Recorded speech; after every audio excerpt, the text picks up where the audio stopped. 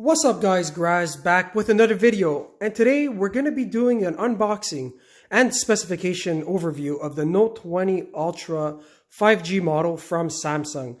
This was Samsung's, I would say, flagship phone for 2020. As you guys all know, in 2021 they did launch their S21 Ultra model, but for 2020 this was Samsung's, and probably still now, their flagship phone. So let's get right into it. So you guys can see to begin that the model here it does come with three variants in terms of color. You can either get Mystic Black, you can get Mystic White, or Mystic Bronze. This is the Mystic Bronze model. So let's open this up. Inside you have the phone. Put this on the side. And let's take a look in terms of the accessories that come inside. So first thing that is really nice to see, guess what? A fast charger is still supplied with the phone. This is probably going to be Samsung's last generation of fast chargers that will be supplied with the phone.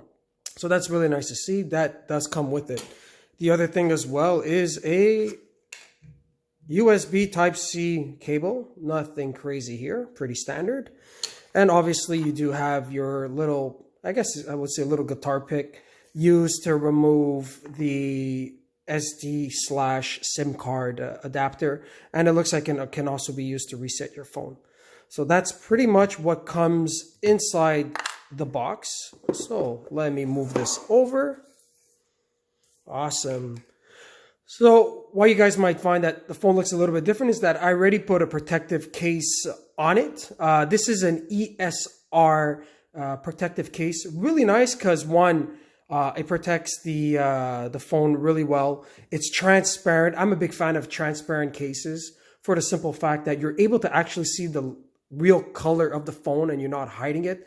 I mean, why would you buy a phone a specific color if then you're gonna put a branded or different colored case over it? It takes away the appeal of the phone. So it's a transparent case, and I'm a big fan of the ones that have like a kickstand on it. So if I were to open this up, it's cool because you can set your phone up this way and then watch multimedia or even play some video games.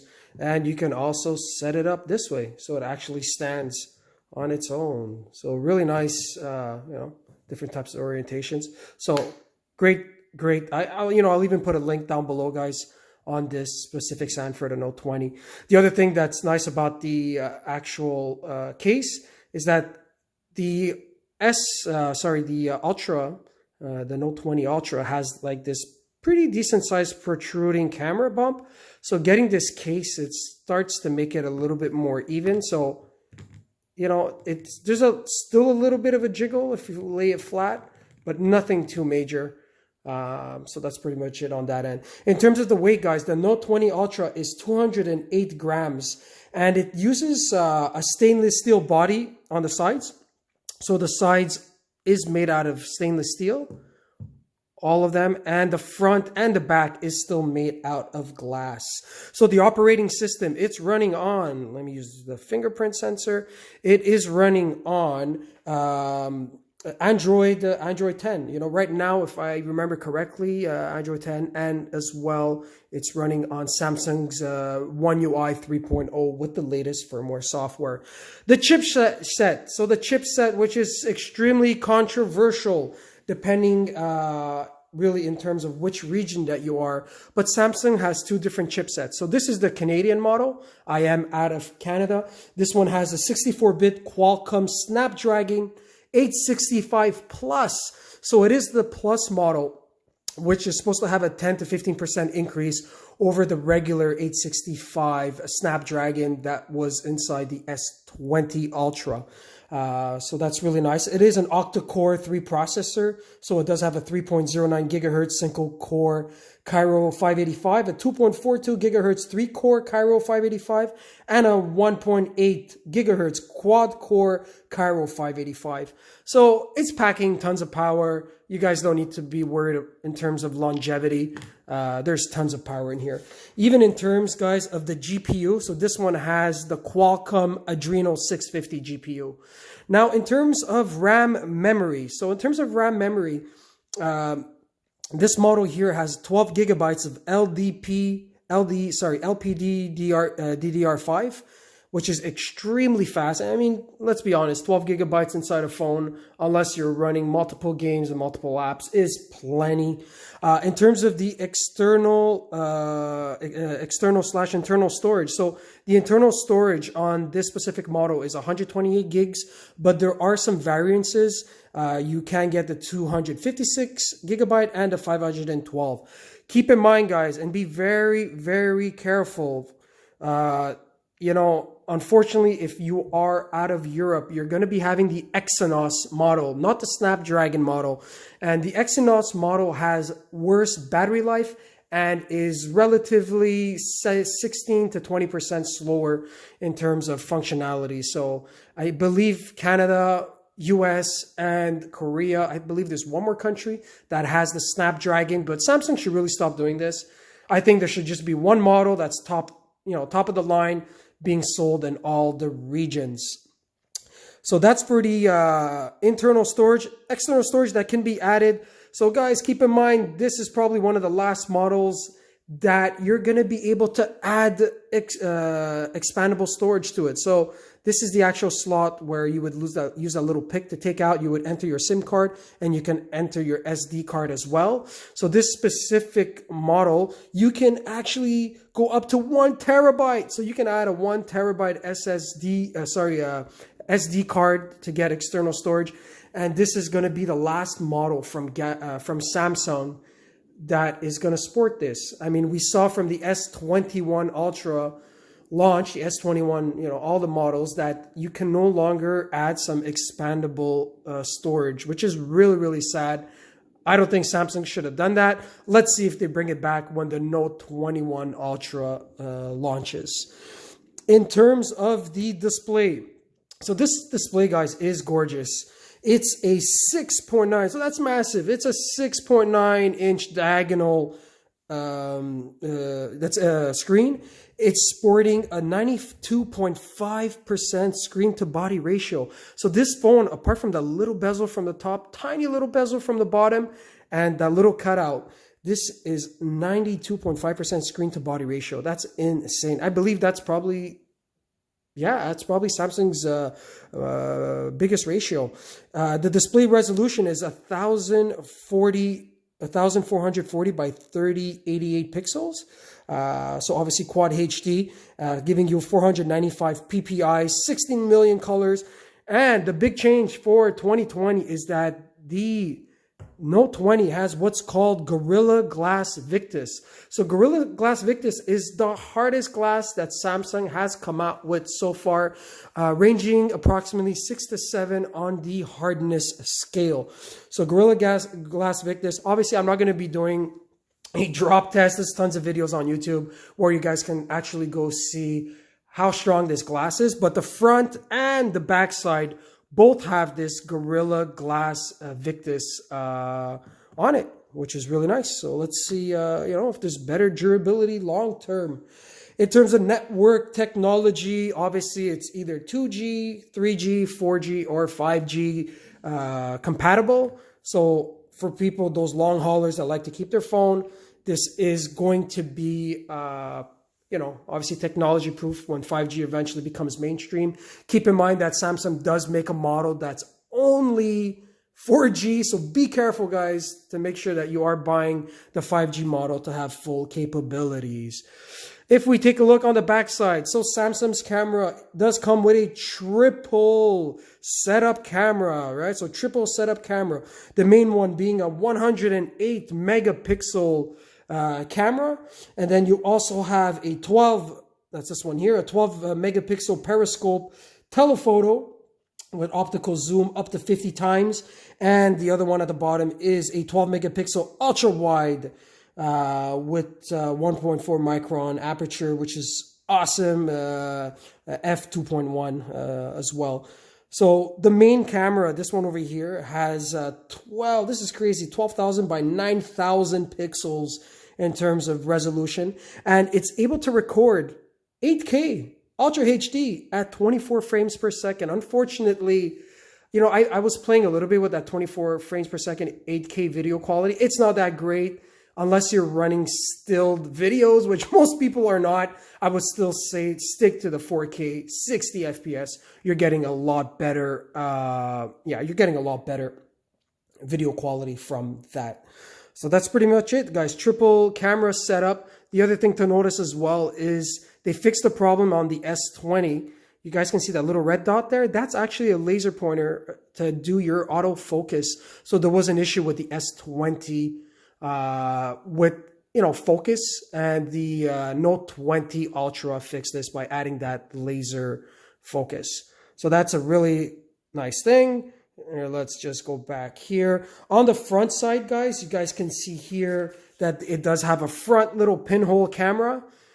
This one here is a 10 megapixel front camera. If you're taking an image, it has a resolution of 3872 by 2592. So 3872 by 2592, and it can do 4K Ultra HD video support at 60 FPS as well. So that's pretty nice. I think that Samsung should improve their front-facing camera to get a little bit better resolution. I mean, 10 megapixels is good.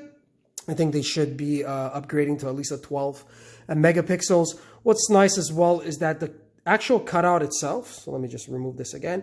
The actual cutout itself here did get smaller versus the Note from last year. So that's on the camera side, guys. Really nice. The buttons for volume, so you have your up and down volume button, and then you have your lock button on the side here. So that's your lock. And if you were to unlock, obviously in-screen fingerprint sensor, and off you go. So there's no buttons on that side at all. It's literally Samsung decided to put all the buttons on one side. Again, your volume rocker and your lock as well. So that's for the actual buttons. If we take a look on the connections from the bottom side, so you guys can see here that, and I'll talk a little bit more about the S Pen as a little bit later. It does have dual speakers, so that's the bottom firing speaker here. And then the other speaker is actually hidden. It's crazy how they're able to fit that, but right in between your front-facing, right in between your front-facing camera and I guess the top of the phone, there's a little space where they placed the second speaker. And the sound, guys, is amazing. I'll be doing a later video showing you guys the actual sound quality. The backside does have a USB Type-C, and I believe this is probably like just a reset button. So the S Pen, actually comes out from the side, right? So the S Pen just comes out from the side, and I can show you guys quickly. So there was a couple improvements of the S Pen. I had a Note 9 as well that did have the gestures, and it has this little button on it, so you're able to actually take images and pictures from far away. But the nice upgrade to the S Pen for the Note 20 Ultra is the response time. So the actual response time, you guys can probably see this, the actual response time of the S Pen is down to 9 milliseconds versus, I believe, 46 or something like that in terms of milliseconds. So the response time is down to 9 milliseconds, making this almost feeling realistic, what it would actually be if somebody were to write something on a piece of paper.